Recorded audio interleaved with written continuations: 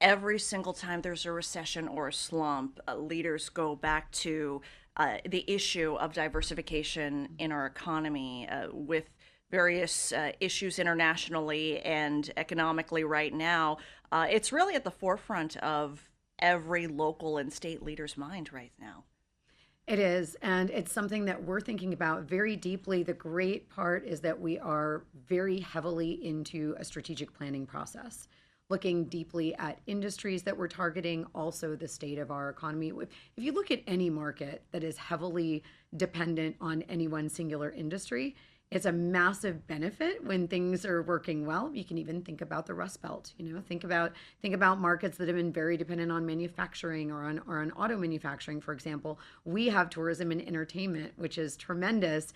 It makes us a global destination like no other, but allowing us to also have that resiliency allows things to balance out in a different way. So when we talk about strategic planning and diversifying our economy for Southern Nevada, we're not talking about diversifying away from tourism and entertainment. We're talking about building upon that in adjacencies that make us the best at that than anyone else. So when you think about technology and innovation and AI and all these different applications that are adjacent to the hospitality that we're already bringing in, that's what we want to see happen. Logistics is a very big, logistics industries have been really eyeing the Las Vegas Valley manufacturing as well. What other industries are really looking at Nevada for its advantages? Absolutely. Great question. Advanced manufacturing. So when we're thinking about things with high technology applications, Haas is a very good example of an innovative facility that's under construction in Henderson. We already have conversations with multiple companies that have relationships with Haas or are aware of them, and they want access to them as a partner in the region. So this is how you start building cluster industries around those things. You mentioned logistics and distribution because of consumer demand and also our very strategic location, California adjacent Western state location. You're going to see quite a bit of that continue to grow as well.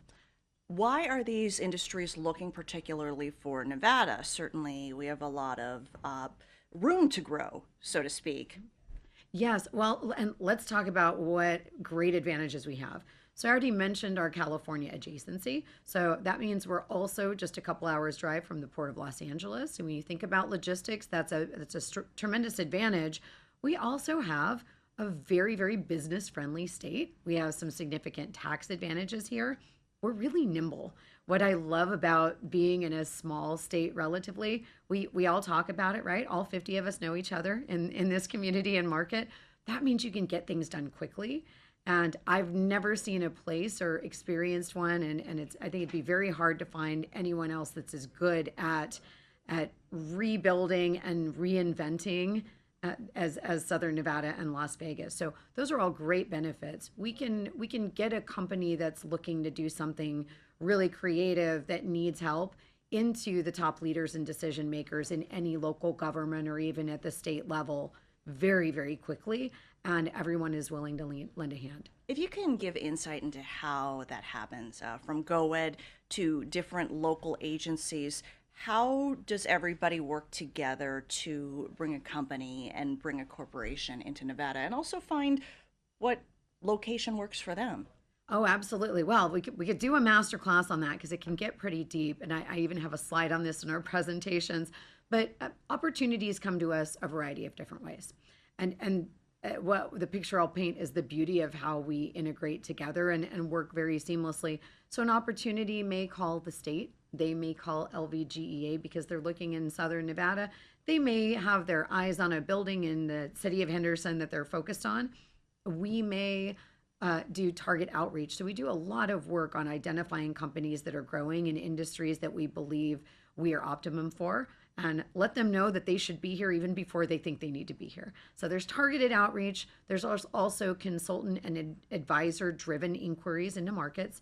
A lot of times LVGEA is predominantly in the continuum of this during a down selection nationally or globally. So they may be thinking, we need to be in the Western US, right? We're on the East Coast and we need a West Coast operation. So we're going to look at 4 or 5 different states. We're going to reach out to multiple markets. So that gets to us through a variety of sources. Our partnership with GoEd means that any opportunities that come to them or come to us, we share those, we communicate together, but we are responsible for a regional response at LVGEA. So we share those inquiries and opportunities with our built environment partners, the brokerage community, also our local economic developers, and we compile all of the opportunities and site locations that could work for them. But we also couple that with deep dive data on labor analytics. They may be curious what the quality of life is like, and we plug in partners there. They may want to know, what are other companies in similar industries thinking and feeling about operating here. We'll connect them together for confidential discussions. Among all of that, our local communities, it has to be a good match for that local community. So we bring them into the process as soon as possible, as soon as we know a company has identified a location in their community, and vice versa. If a community is working with a company and they are potentially a qualifier for a state level tax abatement to help encourage and close that deal, or maybe workforce resources or other things, they will bring us into that. So it's a really amazing kind of a three-legged stool partnership between the state, the regional group, and our local partners. It really is like a spider web. Oh, it is. It is. What would you say the advantage? You've been in economic development in the Phoenix Valley, a major metropolitan city that is very similar to Las Vegas, but different advantages there. When you're approaching companies internationally to help bring them to Nevada, do you notice more people are interested or listening, or they automatically think of Las Vegas, and there's a different level of kind of openness for that conversation to begin? Boy, there's no substitute for a killer brand, is there? And we certainly have that recognition.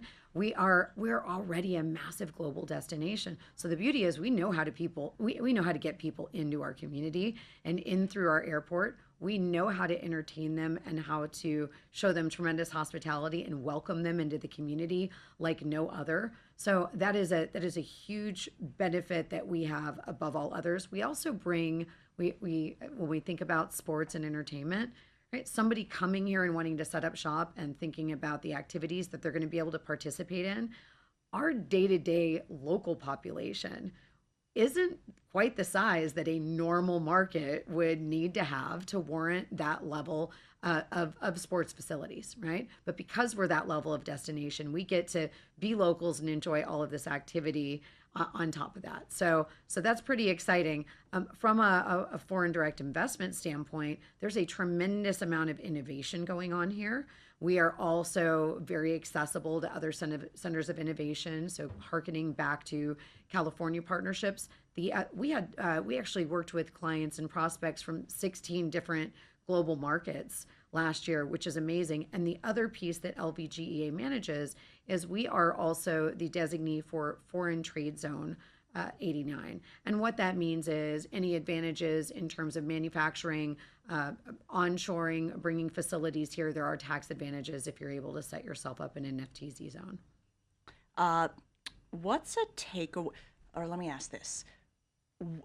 Las Vegas is the entertainment capital of the world. Can we be a foreign trade capital? Why not? I think we can do anything we want to be. And I think it makes a ton of sense because we are already a foreign trade destination and a location very well known. We simply need to build up our tools and resources to make sure that we're catering to that specific clientele and then also creating the business case. What's the takeaway for so many people at home? A lot of people are working in various industries, may want to retrain. Other people are looking for employment opportunities. As Las Vegas seeks to diversify its economy, what's the next step for someone looking for the next step in their employment? That's such an important question. And I truly believe as an economic developer, accidentally, we never get into this career on purpose. I started in local government service and quickly got put into this area of the field. I truly believe our work is to improve the lives of people in the community. That's why we do this. And that's certainly, those indicators take a long time to start to see the fruits of your labor. But it's a really important question because if folks are out there going, all right, what does this mean to me? I would highly encourage them to definitely watch and be vigilant on the types of industries that are growing in our market. We publish that information on our site. We have a lot of partners that celebrate that information and share it. So keep an eye on that. And then also look at it's really important today, those technology skills and transferable skills. So maybe you are not a master in cybersecurity today, but we do have a lot of different training programs. So look at what's growing, look at what those future opportunities are, whether it's for you or your high school kids or your kids that are in elementary school thinking about what the wave of the future is. Identify those and then also seek out the resources. There are actually a lot more than people quite realize. We obviously do a wonderful job in the trades. And as we grow and develop, there is tremendous demand for folks with different trade skills. But there's also quite a bit of work going on in technological advancement opportunities. So think about transferable skills. It's amazing how much hospitality can transfer to those other new industries. And boy, the way kids are growing up today, they're already far ahead of me in terms of a future career in advanced technology.